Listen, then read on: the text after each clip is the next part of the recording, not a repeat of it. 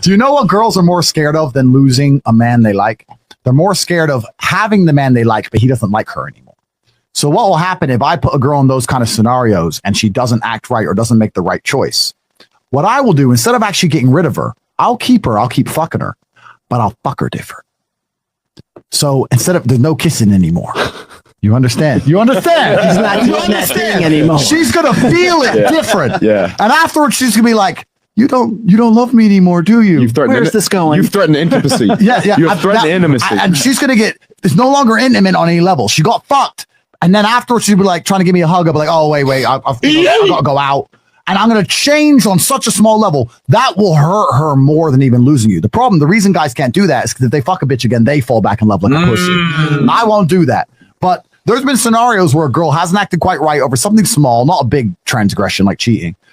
Then I continue to see her, but my demeanor towards her changed. And my demeanor towards her didn't change much in day-to-day life, right? But it changed when we had sex. And she smelt it and she could feel it.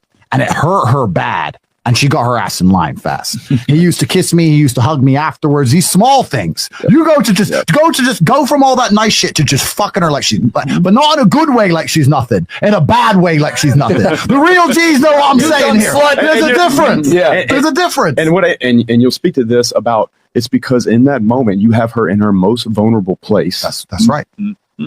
That's right. That's women are most programmable. Because all women are programmed, and I want to say this. Maybe I'll be a misogynist now. Let's do it. All right, let's do it. I said this in another podcast. I believe that men are more capable of independent thought because I believe that men are more evolved for battle and war. So if we had an idea which nobody else agreed with, we're more capable of defending it. We've evolved to saying, no, the sky's blue, it's not green. Okay, pull a sword out. We'll defend our idea. Women don't have the capability to defend themselves or their ideas. So they're going to go along with an idea they heard from somebody else in general, right? So all women are programmed. Women are programmed. They're either programmed by society as a whole, or if they're with a good man, they're programmed by the good man. That's basically where the programming comes from as a whole. So all women are programmed on some level. And I think with especially during sex, that's when women are most programmable because they're most vulnerable. Like if you get a bitch and she's just about to come and you start saying in her face, "I'm gonna cheat on you, you fucking slut," and she comes while you say you're gonna cheat, she's gonna end up getting horny next time you cheat. I know it sounds crazy. I know everyone's gonna look at me and go, "Tate's talking shit." No, you're but right, I'm bro. telling you, it's fucking true. Tate's talking facts. It's true. He's talking straight facts. It's true. And especially sex as a man is a weapon you need to use. You have to deny it. You have to give it. You got to give it good. Yep. You got to give it bad. You got to use it right. And when I say there's ways you can fuck her like she doesn't mean anything in a way that she enjoys, and ways you can fuck her like she doesn't mean anything in a way she doesn't enjoy, the G's of the game know exactly what I'm talking about. Dick, bro. And you can do that gradually over time. If she ain't acting right, you can change the way you fuck a bitch to make her start to get insecure about he doesn't actually care. He doesn't actually like me. And that will shock them. Yep. You have moves you can make, but you gotta be perspicacious. You gotta pick up on her attention and you gotta act accordingly. And that's some dark triad shit. But I'll tell you, before I fuck a bitch, literally I'm laying there going, giving a full status report of her last few weeks. I'm loading up the Excel in my head. Was the house clean? Was this done? All right, okay, I'll give her this version. All right, bitch. What is it? So what is enough? So other than not changing diapers, and jet setting around the world, what is enough? You talk about being tall, muscular, you can shoot guns, all this stuff you talk about, right? Yeah. Some people aren't tall. Yeah. Naturally tall. What would you do if you weren't tall? All right. So firstly, let's accept something. God has favorites. Does he? He certainly does. Okay. And I'm one of them. As are you, my dear. Look at your nice, beautiful smile. Thank you. you He gave so it to you. much. God gave it to you, right? So God does have favorites, but it's not even about that. For the longest period of human time, for a man to be respected, for him to even be admired by society on any level, to some degree, he had to be a warrior. That's what men did. We fought. Right. That's what men did. We fought. So if you're out here as a man and you have no battle in your life, no conquest in your life, no form of war in your life, then what you do then?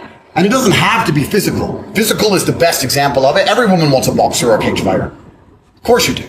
Well, biologically, yes, because it means that, for me, everything is evolution, right? Completely. So it means that if, one day the government's coming, which they're coming, you want to know that he can physically protect you and the family, right? Exactly. So every woman wants a boxer or a cage fighter, but this is a testament to the problem of the modern world, right? Right. Every single man watching this knows that women want fighters. Every single man watching this would love to be able to say he's a fighter, but 99% of the men watching this will not go fight because they are afraid.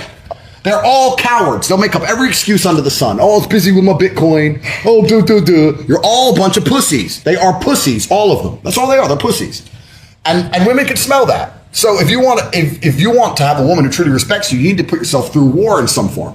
Now, what most men do is they avoid physical confrontation because they're cowards, and they start doing physical confrontation. This is why men are so obsessed with money, because it's a degree of conquest. We can no longer walk the earth and conquer land, right? It's not like the olden days where we could just walk around as the Romans and just chop somebody up and take their land. So now we conquer the land financially. This is why men will work so hard to be a CEO and give up his whole life just to be a CEO, because then he gets to feel like he's conquering something. Men have that innate desire for conquest. So that's the second best thing, I guess, is to get rich. I mean, it's not a bad thing to be rich, certainly not. But if someone were to say to me, look, you have to build the archetype of an individual. You have to build a man from the ground up, and he has to be respected by both men and women. He'd be a dude getting in the cage, kicking the shit out of people. And every man knows this, and every man can do it. But they're all just pussies.